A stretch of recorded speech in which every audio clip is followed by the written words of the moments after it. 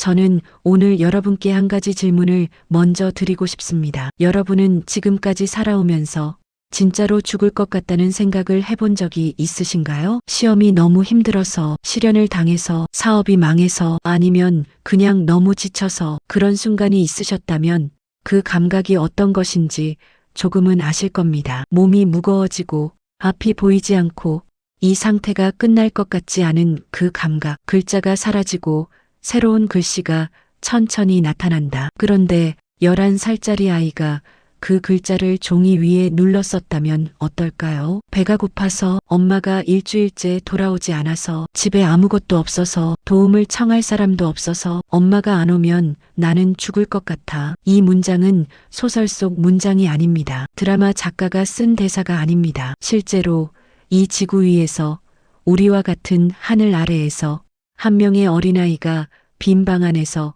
홀로 종이에 눌러 쓴 문장입니다. 이 문장을 쓴 아이는 훗날 살아남았고 그 종이 한 장은 전 세계 8개 언어로 번역된 책의 씨앗이 되었으며 노르웨이의 유명 토크쇼 무대 위에서 세계적인 뮤지션의 노래와 함께 울려 퍼지게 됩니다. 오늘 저는 그 아이의 이야기를 여러분께 들려드리려 합니다. 이 이야기는 크게 5개의 장으로 나뉩니다. 첫 번째 장은 세상에서 가장 행복한 나라에서 태어났다는 믿음에 관한 이야기입니다. 두 번째 장은 어머니가 벽에서 초상화를 뜯어낸 날에 관한 이야기입니다. 세 번째 장은 어느 날 밤 문을 두드린 것이 공안이었던 날에 관한 이야기입니다. 네 번째 장은 사막을 걸어서 나라를 건넌다는 것의 의미에 관한 이야기입니다. 다섯 번째 장은 그 모든 것이 어떻게 세상을 움직이기 시작했는지에 관한 이야기입니다. 그런데 그 전에 이 채널이 이런 이야기를 발굴하고 정리하고 여러분께 전달하는 데는 많은 시간과 노력이 들어갑니다. 지금 이 순간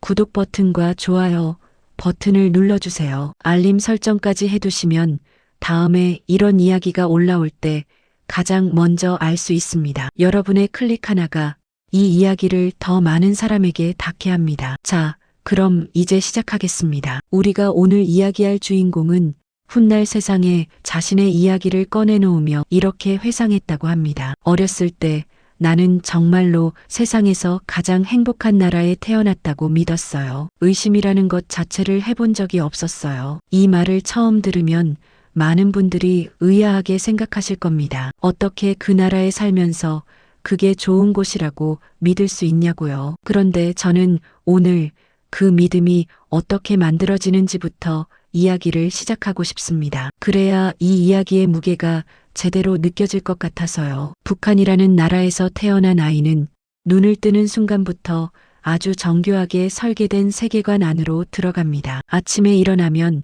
위대한 지도자의 초상화가 벽에 걸려 있습니다. 학교에 가면 선생님은 지도자가 나라를 어떻게 사랑하는지를 가르칩니다. 교과서에는 외부 세계에 대한 이야기가 없거나 있더라도 항상 우리보다 못한 곳으로 그려집니다. 텔레비전도 라디오도 이웃의 대화도 모두 같은 방향을 가리키고 있습니다. 이 환경에서 자란 아이가 의심을 품는 것은 사실 매우 어려운 일입니다. 우리가 어릴 때 부모님이 가르쳐 준 것을 의심하기 어려운 것처럼 태어나서부터 그 세계만 본 아이에게는 그것이 전부입니다. 의심하려면 비교할 대상이 있어야 합니다. 그런데 그 나라 안에서는 비교가 허용되지 않았습니다. 주인공의 유년 시절에 대한 기억 중에는 명절에 선물을 받았던 기억, 노래를 배웠던 기억, 구호를 외쳤던 기억이 있다고 합니다. 아이에게 있어서 그것은 그냥 어린 시절의 일상이었습니다. 우리가 어린 때 운동회를 했던 것처럼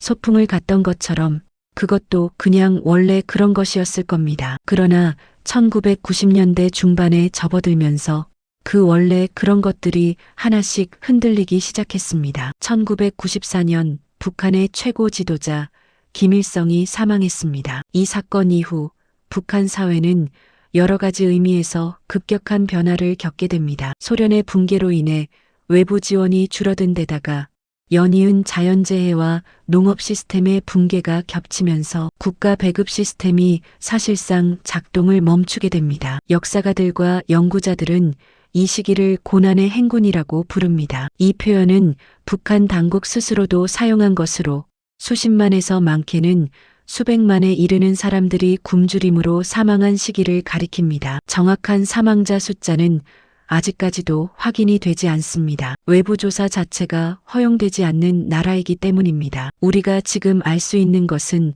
오직 그 시대를 살아남아서 밖으로 나온 사람들의 증언뿐입니다. 그리고 그 증언 중 하나가 오늘 우리가 함께 들을 이야기입니다. 주인공의 가족도 처음에는 어떻게든 버티려 했습니다. 아버지는 밖으로 나가 식량을 구해오려 했고 어머니는 집안에서 있는 것을 최대한 아끼고 나눴습니다. 그러나 굶주림이란 것은 아무리 의지가 강한 사람이라도 결국 몸이 먼저 쓰러지게 만드는 힘이 있습니다. 아이의 눈에 비친 아버지의 변화는 아주 천천히 그러나 돌이킬 수 없는 방향으로 진행되었습니다. 어느 날 아버지의 광대뼈가 보이기 시작했습니다. 그 다음에는 옷이 헐렁해졌습니다. 그 다음에는 눈빛에서 빛이 사라졌습니다. 그 다음에는 목소리가 작아졌습니다. 그 다음에는 일어나지 못하는 날이 생겼습니다. 아이는 그 모든 과정을 옆에서 지켜봤습니다. 어른들이 굶주릴 때 아이들은 그것을 말로 표현하기 전에 먼저 온몸으로 느낍니다. 이상하다는 감각, 무섭다는 감각, 이게 끝이 아닐까라는 막연한 불안, 그것이 아이의 일상이 되었습니다. 1997년경 아버지가 세상을 떠났습니다. 공식적으로는 병으로 기록되었겠지만 실질적인 원인은 오랫동안의 영양실조와 굶주림이었습니다. 우리가 사는 세상에서 누군가의 아버지가 돌아가시면 이웃과 친척이 모여들고 음식을 가져오고 함께 울고 슬픔을 나누는 과정이 있습니다. 그런데 그 집에서 일어난 일은 달랐습니다. 아버지를 위한 제사상에 올린 음식이 사라졌습니다. 누군가가 가져갔습니다. 나중에 밝혀진 사실에 따르면 그 사람은 아버지의 가장 오래된 친구였습니다. 이 장면 앞에서 많은 분들이 분노하실 겁니다. 어떻게 그럴 수 있냐고. 저도 처음에는 그렇게 느꼈습니다. 그런데 조금 더 생각해보면 이 장면은 단순히 나쁜 사람에 관한 이야기가 아닙니다. 그 사람도 아마 며칠째 아무것도 먹지 못한 상태였을 겁니다. 그 사람의 가족도 아마 집에서 굶고 있었을 겁니다. 굶주림이 무서운 진짜 이유는 단순히 몸을 망가뜨리기 때문이 아닙니다. 사람 사이의 신뢰를, 우정을, 예의를, 슬픔을 나눌 여유조차 하나씩 하나씩 조용히 빼앗아가기 때문입니다. 아이는 아버지가 세상을 떠났을 때 눈물이 나오지 않았다고 합니다. 훗날 그녀는 그 순간을 이렇게 표현했습니다. 울고 싶었는데 눈물이 안 나왔어요. 너무 배가 고파서 슬픔을 느낄 힘도 남아있지 않았던 것 같아요. 이 한 문장이 어떤 통계 수치나 역사 기록보다 더 선명하게 고난의 행군이 무엇이었는지를 보여준다고 저는 생각합니다. 굶주림은 몸만 망가뜨리는 것이 아닙니다. 감정도 마비시킵니다. 아버지의 죽음 앞에서 눈물조차 흘리지 못하게 만드는 것, 그것이 기근의 진짜 얼굴입니다. 아버지를 잃은 뒤 가족은 3명이 남았습니다. 어머니, 언니, 그리고 아직 초등학생인 주인공. 이제 어머니가 이 가족을 이끌어야 했습니다. 국가 배급은 기대할 수 없었습니다. 이미 오래전부터 제대로 작동하지 않고 있었으니까요. 시장에서 암암리에 물건을 팔고 사는 것이 사실상 유일한 생존 방법이었지만 그것도 팔 것이 있어야 가능한 일이었습니다. 세 가족은 먹을 것을 구하려고 산속을 헤맸습니다. 그나마 날씨가 따뜻한 계절이면 산에 나물과 버섯들도 있어서 다행이었지만 문제는 겨울이었습니다. 북한의 겨울은 남한보다 더 춥고 깁니다. 영하 25도는 기본입니다. 세모녀는 심지어 키우던 토끼의 배설물에서 나온 범벅된 시래기를 먹었습니다. 어머니는 생각했을 겁니다. 어디를 가야 뭔가를 구할 수 있을지, 어디를 가야 새 식구가 살아남을 수 있을지. 그래서 내린 결정이 라진 선봉 방향으로 식량을 구하러 가는 것이었습니다. 언니도 함께 가기로 했습니다. 그리고 아직 어린 주인공은 집에 혼자 남겨졌습니다. 처음 하루는 버텼습니다. 이틀이 지났습니다. 사흘이 되었습니다. 나흘, 닷새, 엿새, 문은 열리지 않았습니다. 집안에 남은 먹을 것이 없었습니다. 이웃에게 손을 벌리는 것도 사실상 불가능했습니다. 당시 북한 사회에서는 가정의 어려움을 드러내는 것 자체가 어떤 문제를 불러올지 알 수 없는 일이었으니까요. 아이는 혼자 방 안에서 점점 희미해지는 의식 속에서 하루하루를 버텼습니다. 오랜 굶주림에 몸을 가눌 힘이 없었습니다. 죽는 걸 많이 봐와서 언젠가는 내 차례가 오겠지라고 생각했습니다. 죽음은 두렵지 않았지만 엄마한테 버려진 게 더 서러웠습니다. 설령 엄마가 나를 버렸더라도 엄마가 돌아오면 내가 얼마나 기다렸는지 알아줬으면 좋겠다고 생각했습니다. 그리고 엿새째 되던 날 아이는 종이를 꺼냈습니다. 펜을 쥐었습니다. 무언가를 쓰기 시작했습니다. 엄마가 안 오면 나는 죽을 것 같아. 엄마가 보고 싶어. 빨리 와. 엄마를 애타게 기다리면서 매일 마중을 나갔어요. 엿새째 기다리고 있는데 엄마는 왜 아직 안 와요? 무엇보다 엄마한테 버림받았다는 게 가장 고통스러워요. 기다리지 못해서 정말 미안해요. 이 종이가 바로 유서입니다. 이 유서를 쓰면서 눈물을 너무 많이 흘려서 종이가 다 젖었습니다. 훗날 세상에 알려지고 수십만 명의 눈물을 끌어낸 그 기록의 시작점입니다. 아이는 극적인 문장을 만들려 한 게 아니었습니다. 아이는 그냥 살고 싶었습니다. 엄마가 보고 싶었습니다. 그 마음을 어딘가에 붙들어 두고 싶었습니다. 종이 위에 글씨를 쓰는 행위는 아직 포기하지 않았다는 뜻이기도 합니다. 기록은 살아있음의 증거입니다. 얼마나 더 지났을까요? 민망하지만 엄마가 그날 돌아왔습니다. 문이 열렸습니다. 아이는 달려가지 못했습니다. 움직일 힘이 없었으니까요. 바닥에 쓰러져 있던 아이를 어머니가 발견했을 때 두 사람이 어떤 눈빛을 나눴을지 저는 감히 상상하지 않겠습니다. 그리고 엄마는 아무것도 얻지 못하고 빈손으로 집에 돌아온 것입니다. 다만 이것만은 분명합니다. 그 순간 어머니는 무언가를 결심했습니다. 이대로는 안 된다는 것을, 이 땅에서는 더 이상 아이를 살릴 수 없다는 것을. 그 결심이 이후 이야기 전체의 방향을 바꾸게 됩니다. 북한의 모든 가정집에는 반드시 걸어야 하는 그림이 있습니다. 김일성과 김정일의 초상화입니다. 이것은 선택이 아닙니다. 법적으로, 체제적으로 강제되는 것입니다. 초상화가 없으면 당국의 점검에서 문제가 됩니다. 관리 상태가 불량해도 처벌의 빌미가 됩니다. 먼지가 쌓이지 않도록 정기적으로 닦아야 하고 집안의 어떤 물건보다도 높은 위치에 걸려 있어야 합니다. 이사를 할 때도 불이 났을 때도 초상화는 가장 먼저 챙겨야 하는 물건입니다. 북한에서 구조물이 무너지는 사고가 났을 때 사람보다 먼저 초상화를 꺼내려다 목숨을 잃은 사례가 있을 정도입니다. 그것이 이 그림이 가진 무게입니다. 그런데 어머니가 그 초상화를 벽에서 떼어냈습니다. 두 손으로 천천히, 조용히. 저는 이 장면이 이 이야기 전체에서 가장 강렬한 순간 중 하나라고 생각합니다. 초상화를 벽에서 떼어내는 행위는 단순히 액자 하나를 내리는 것이 아닙니다. 그것은 수십 년간 자신이 살아온 세계의 질서로부터 조용하게 그러나 완전하게 등을 돌리는 행위입니다. 나는 이제 이 나라의 방식으로는 살지 않겠다. 내 아이를 살리기 위해서라면 이 세계의 규칙을 버리겠다. 그 선언이 말이 아닌 손끝의 행동으로 이루어진 것입니다. 어머니는 초상화를 찢어버리고 액자를 시장으로 가져갔습니다. 당시 북한의 암시장에서는 나무로 된 물건 자체가 가치 있는 거래품이었습니다. 극심한 연료 부족으로 나무를 구하기가 어려웠기 때문에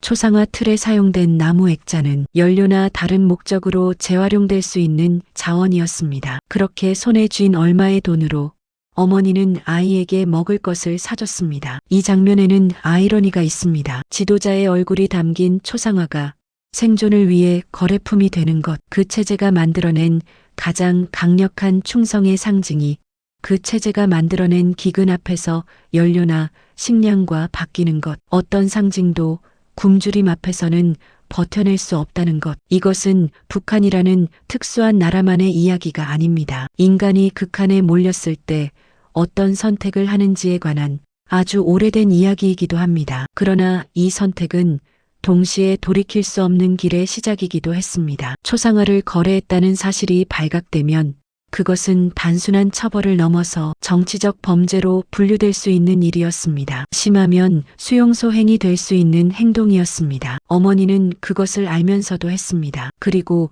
이미 그 선을 한번 넘은 이상 이 가족은 더 이상 북한의 정상적인 주민으로 살아갈 수 없었습니다. 가족은 집으로 돌아가지 못했습니다. 더 정확하게는 집이라고 부를 수 있는 공간으로 다시 정상적으로 돌아갈 방법이 없었습니다. 주민 등록 없이 살아가는 사람은 국가의 시스템에서 사실상 존재하지 않는 사람이 됩니다. 배급을 받을 수 없고 학교에 다닐 수 없고 어디에도 신분을 증명할 수 없습니다. 이런 상태가 된 사람들을 북한에서는 꽃제비라고 불렀습니다. 거리를 떠도는 불황자들을 가리키는 이 표현은 고난의 행군 시기에 특히 많이 쓰이기 시작했습니다. 부모를 잃은 아이들, 집을 잃은 성인들이 기차역과 시장 주변을 떠돌며 음식 쓰레기를 찾는 모습이 당시 북한 곳곳에서 목격되었다고 합니다. 꽃제비의 삶은 매일 오늘을 버티는 것이 목표인 삶입니다. 내일을 계획할 여유가 없습니다. 한 달 후를 상상할 수가 없습니다. 지금 이 순간 배를 채울 것을 찾는 것,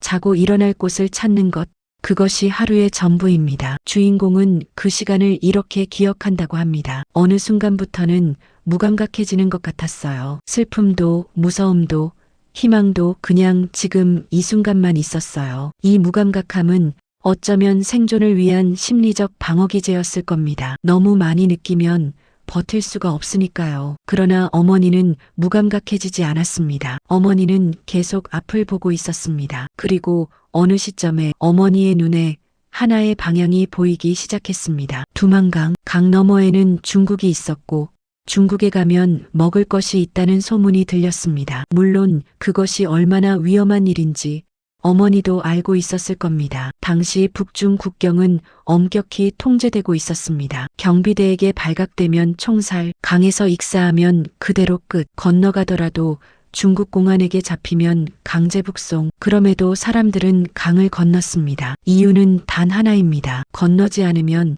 어차피 굶어 죽을 것이 분명했으니까요. 절벽에서 떨어질 수도 있지만 뛰어내리는 것과 절벽 위에서 그냥 서서 굶어 죽는 것 사이의 선택이었습니다. 어머니는 전자를 택했습니다. 1999년경 가족은 두만강을 건넜습니다. 강을 건너는 그 순간 그들이 무슨 생각을 했을지 저는 헤아릴 수조차 없습니다. 다만 이것만은 알 수 있습니다. 강을 건너는 행위는 끝이 아니라 시작이었고 그 시작은 새로운 자유가 아니라 새로운 종류의 공포로 이어졌습니다. 강 저편에서 가족을 기다리고 있던 것은 도움의 손길이 아니라 사람을 사고 파는 시장이었으니까요. 국경 지역에는 브로커들이 있었습니다. 탈북자들, 특히 여성들을 거래의 대상으로 삼는 인신매매 조직이었습니다. 이것을 이해하기 위해서는 당시의 맥락을 알아야 합니다. 1990년대 말 2000년대 초 중국 동북지방, 특히 농촌 지역에서는 심각한 성비 불균형이 존재했습니다. 산하 제한 정책과 남아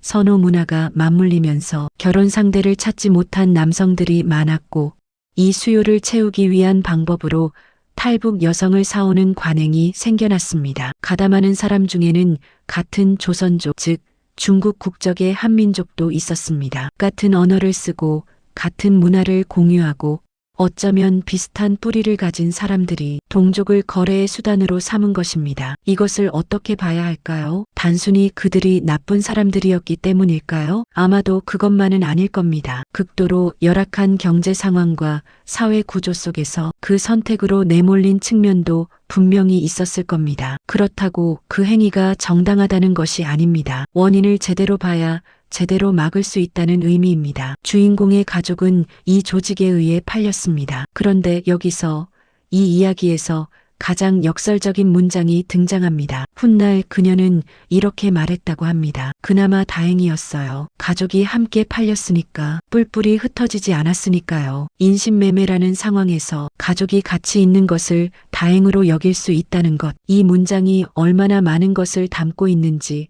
잠깐 생각해 보시겠어요? 다행이라는 단어가 의미를 가지려면 더 나쁜 경우와의 비교가 있어야 합니다. 더 나쁜 경우란 가족이 서로 다른 곳으로 팔려가 다시는 만나지 못하는 것이었습니다. 그 상황에서 함께 있는 것이 최선이었습니다. 이것이 그들이 처한 현실의 좌표였습니다. 중국에서의 몇 년이 흘렀습니다. 자유롭지 않았습니다. 선택도 없었습니다. 그러나 최소한 먹을 수 있었습니다. 당장 죽지는 않았습니다. 인간이 극한에 몰렸을 때 그 당장 죽지 않음이 얼마나 강력한 이유가 되는지 우리는 평소에는 알기 어렵습니다. 가족은 그렇게 하루하루를 이어갔습니다. 탈북자로 중국에서 살아가는 것은 모래 위에 집을 짓는 것과 같습니다. 언제든 무너질 수 있다는 것을 알면서도 다른 선택이 없기 때문에 짓는 집. 중국 정부의 공식 입장은 명확합니다. 북한에서 넘어온 사람들은 난민이 아닙니다. 불법 체류 외국인입니다. 그러므로 발견되면 돌려보낸다. 이 원칙은 지금도 변하지 않았지만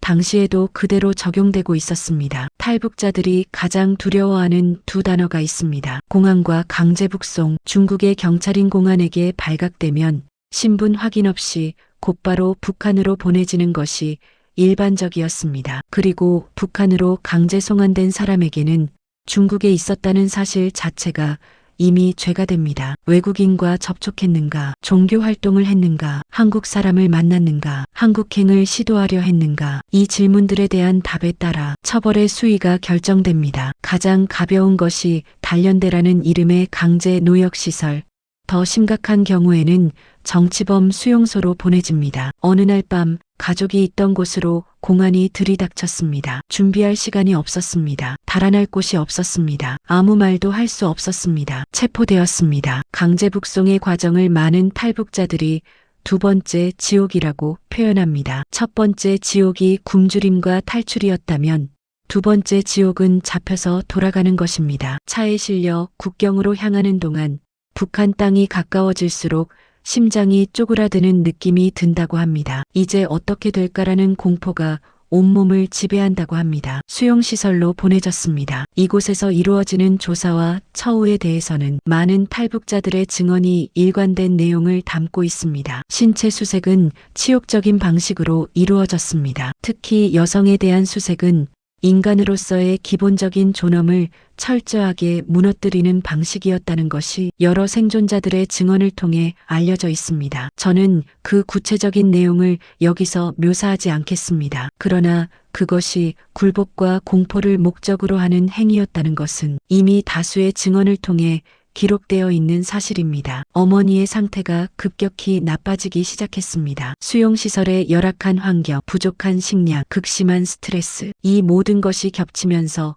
어머니의 몸은 한계에 다다랐습니다. 이때 기적처럼 들리는 일이 일어납니다. 누군가가 돈을 건넸습니다. 그것이 누구였는지, 왜 그런 행동을 했는지는 정확히 알려지지 않았습니다. 그러나 그 돈으로 링거를 맞을 수 있었고 최소한의 영양이 공급되었습니다. 어머니는 살아남았습니다. 저는 이 장면이 이 이야기에서 가장 중요한 순간 중 하나라고 생각합니다. 화려하지 않습니다. 극적이지도 않습니다. 이름도 모르는 누군가가 아무런 보상도 기대하지 않고 생면부지의 사람에게 건넨 작은 돈, 그것이 링거 한 봉지가 되었고 링거 한 봉지가 어머니의 목숨을 지켰고 어머니의 목숨이 딸의 미래를 만들었고 그 미래가 오늘 우리가 듣는 이 이야기가 되었습니다. 아주 작은 행동이 얼마나 긴 사슬을 만들어낼 수 있는지 우리는 이것을 절대 과소평가해서는 안 됩니다. 단련대를 거친 뒤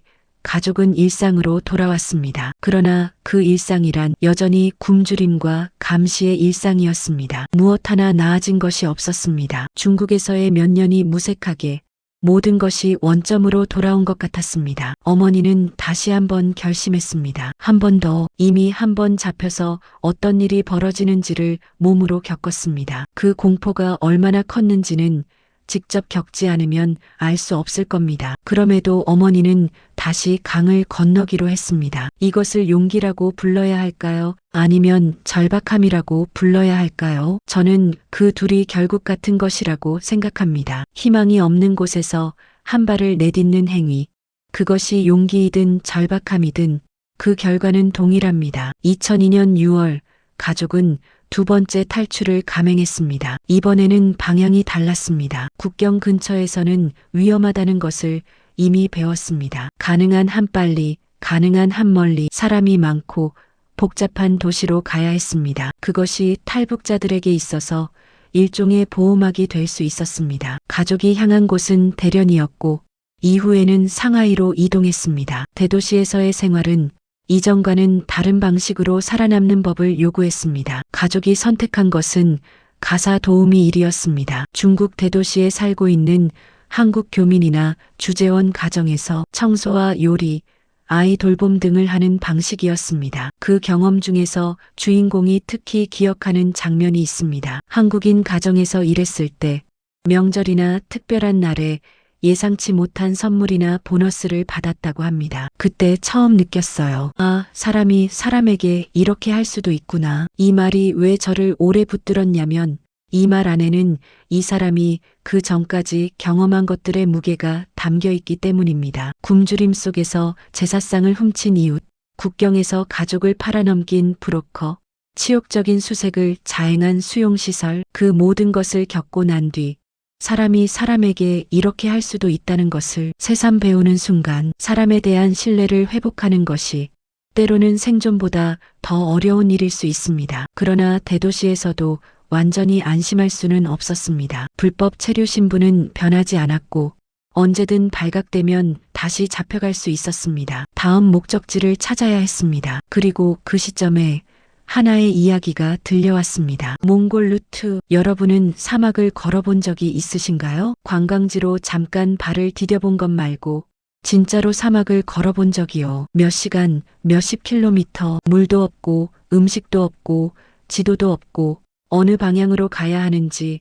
표시도 없는 곳에서 그것이 어떤 것인지를 상상해 보시기 바랍니다. 중국에서 한국으로 가는 방법은 크게 두 가지였습니다. 하나는 동남아시아를 거쳐 한국 대사관에 접촉하는 루트, 하나는 몽골을 통해 가는 루트. 몽골 루트는 이 시기에 탈북자들 사이에서 상대적으로 알려진 방법이었습니다. 중국 북부 국경을 넘어 몽골로 들어가고 몽골에서 한국 대사관을 통해 귀국하는 방식입니다. 그런데 이 루트의 핵심에는 고비 사막이 있었습니다. 고비 사막은 세계에서 가장 혹독한 환경 중 하나입니다. 낮에는 기온이 40도를 넘고 밤에는 영하로 떨어집니다. 하루에 2번 극단적인 환경이 교차합니다. 어느 방향으로 걸어야 하는지 알려주는 표지판이 없습니다. 물이 없습니다. 먹을 것이 없습니다. 방향을 잃으면 그것으로 끝입니다. 이 길을 안내해주는 브로커들이 있었습니다. 그러나 브로커를 믿는다는 것 자체가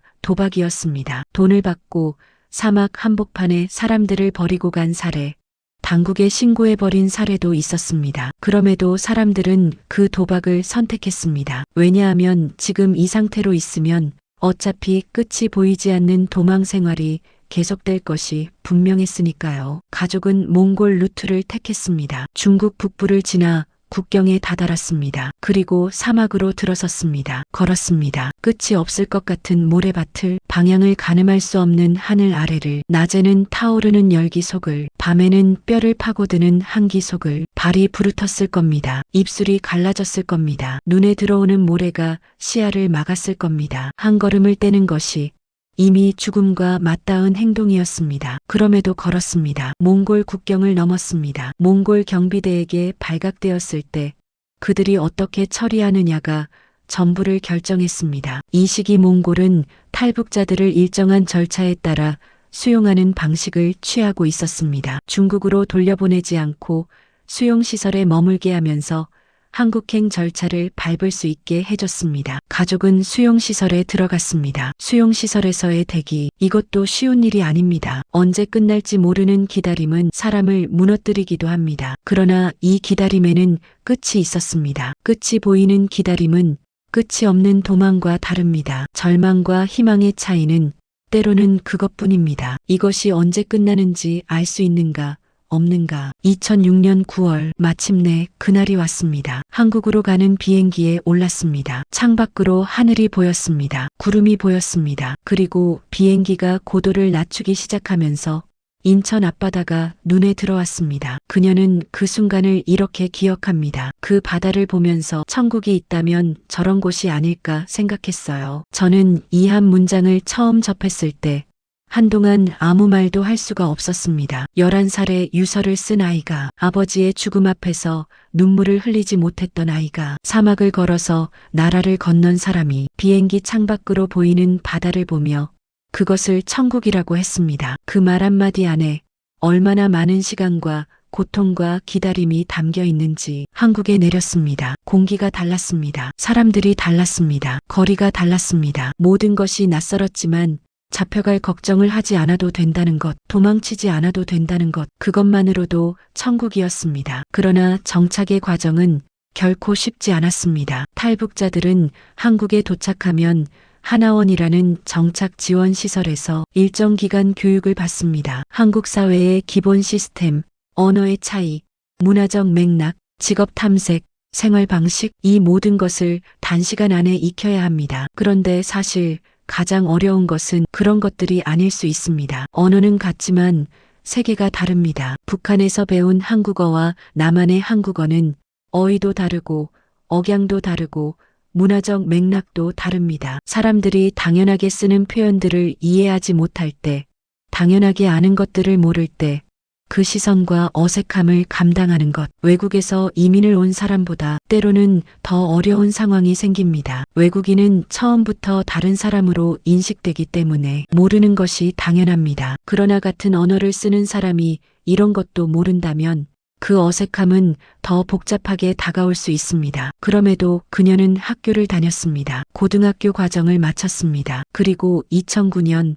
서강대학교에 입학했습니다. 중국 문화와 심리학을 공부했다고 전해집니다. 왜 하필 그 공부였을까요? 중국은 그녀에게 공포의 땅이기도 했지만 동시에 살아남은 땅이기도 했습니다. 그 땅에서 만난 수많은 사람들, 그들이 왜 어떤 선택을 하는지를 이해하고 싶었을 겁니다. 그리고 심리학, 그 극한의 경험들 속에서 인간의 마음이 어떻게 버티고 어떻게 무너지고 어떻게 회복하는지를 더 깊이 알고 싶었을 겁니다. 어쩌면 그것은 자신의 이야기를 이해하기 위한 공부이기도 했을 겁니다. 2012년 3월 프랑스에서 한 권의 책이 출간되었습니다. 한 탈북 여성의 어린 시절부터 한국 정착까지를 담은 자서전이었습니다. 이 책이 세상에 나오기까지의 과정에는 한 프랑스 기자의 역할이 있었습니다. 그 기자는 우연한 계기로 그녀의 이야기를 들었고 이 이야기가 책으로 출간되어야 한다고 생각했습니다. 기록은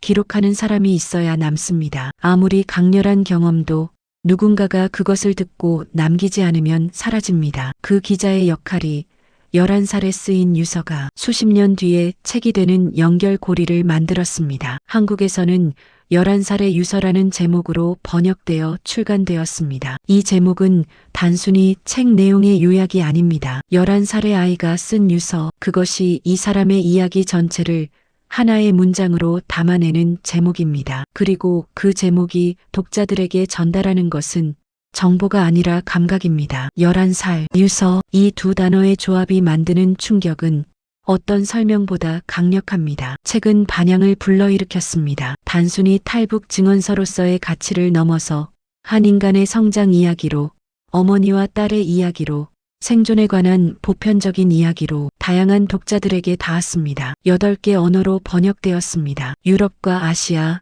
아메리카 대륙에 걸쳐 이 이야기가 다양한 언어로 읽히기 시작했습니다. 더 극적인 순간이 있었습니다. 노르웨이의 유명 토크쇼 스카블란 쇼에 초청을 받았습니다. 이 프로그램은 북유럽 전역에서 시청하는 대형 토크쇼입니다. 그리고 그날 같은 무대에 오른 사람 중에는 세계적인 뮤지션 스팅이 있었습니다. 스팅의 대표곡 중에 이방인 잉글리쉬먼인 뉴요크이 있습니다. 낯선 땅에서 자신이 어디에 속하는지 알 수 없는 감각, 어디에서도 완전히 속하지 못하는 정체성에 관한 노래입니다. 그 자리에서 그녀가 자신의 이야기를 했을 때 스팅은 그 노래를 연주했습니다. 이 장면을 상상해 보십시오. 북한의 작은 마을에서 태어나 아버지를 굶주림으로 잃고 혼자 방 안에서 유서를 쓴 11살의 아이가 두만강을 2번 건너고 인신매매 조직에 팔리고 강제북송을 당하고 사막을 걸어서 나라를 건너 비행기 창밖으로 바다를 보며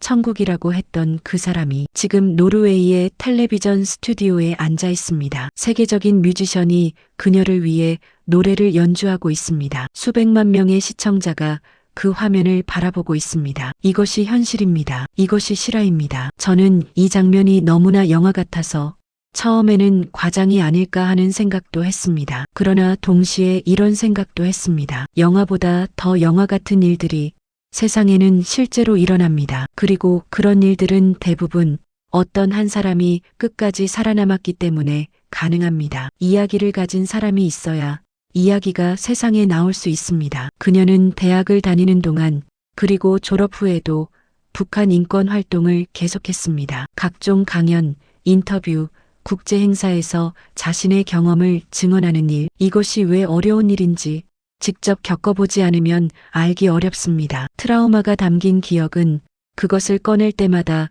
다시 경험하는 것과 비슷한 고통을 수반합니다. 특히 수치스럽고 취약했던 순간들을 낯선 사람들 앞에서, 카메라 앞에서, 공식적인 자리에서 반복해서 이야기하는 것, 그 행위가 치유가 되기도 하지만 동시에 다시 상처를 열기도 합니다. 그럼에도 그녀는 멈추지 않았습니다. 이유를 물으면 이렇게 답했다고 합니다. 내가 말하지 않으면 이 이야기를 아는 사람이 없어집니다. 그러면 이 일이 일어났다는 것도 지금도 일어나고 있다는 것도 세상이 잊어버립니다. 저는 이 말이 이 영상의 핵심이라고 생각합니다. 지금도 일어나고 있다. 이 이야기는 과거의 이야기가 아닙니다. 지금 이 순간에도 두만강 근처에서 강을 건너려다 잡히는 사람들이 있습니다. 지금 이 순간에도 중국 어딘가에서 신분을 숨기며 살아가는 탈북자들이 있습니다. 지금 이 순간에도 북한 내부에서는 식량 부족과 통제의 현실이 계속된다는 보고들이 나옵니다. 한 사람의 증언이 세상에 알려지고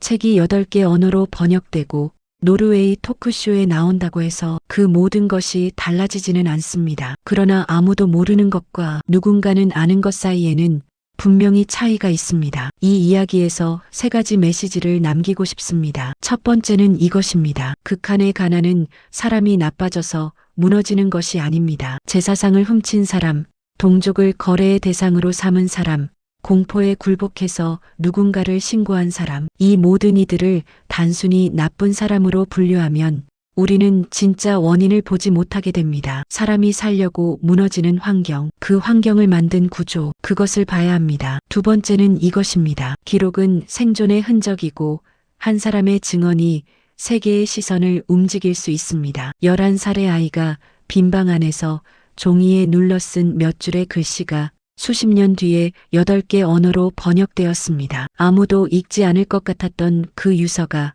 수십만 명의 눈물을 끌어냈습니다. 우리가 무언가를 기록할 때 그것이 당장 아무에게도 닿지 않더라도 그 기록은 존재합니다. 그리고 언젠가 닿을 수도 있습니다. 세 번째는 이것입니다. 작은 도움이 누군가에게는 목숨입니다. 이름도 모르는 누군가가 건넨 작은 돈, 링거 한 봉지, 명절에 예상치 못한 보너스를 건넨 가정, 이야기를 듣고 책으로 만들어준 기자. 이 이야기의 방향을 바꾼 것은 거대한 국제 구호 활동도 정치적인 결단도 아니었습니다. 이름도 뒷배경도 영웅적인 의도도 없는 평범한 사람들의 작은 행동이었습니다. 우리가 일상에서 하는 작은 선택들이 어떤 사람에게는 생사를 가르는 것이 될 수 있다는 것, 그것을 잊지 않았으면 합니다. 오늘 이 영상을 끝까지 함께 해주셔서 진심으로 감사드립니다. 이 이야기를 혼자 듣고 끝내지 마세요. 주변에 딱 한 사람에게라도 나 오늘 이런 이야기 봤어 라고 말해주세요. 그것이 이 이야기를 살아있게 하는 방법입니다. 그리고 어쩌면 그 이야기를 들은 그 한 사람이 또 다른 한 사람에게 전할 수도 있습니다. 이야기는 그렇게 살아남습니다. 이 영상이 의미 있었다면 구독 버튼과 좋아요 버튼을 눌러주세요. 여러분의 관심이 이 채널을 만들어갑니다. 이 영상은 탈북자들의 공개 증언, 출판된 자서전, 다수의 언론 보도 및 학술 자료를 교차 검증하여 사실에 충실하게 각색 재구성하였습니다. 특정 개인을 직접 대변하거나 인용하지 않으며 역사적 사실과 구조적 배경을 중심으로 한 교육적 목적의 콘텐츠입니다.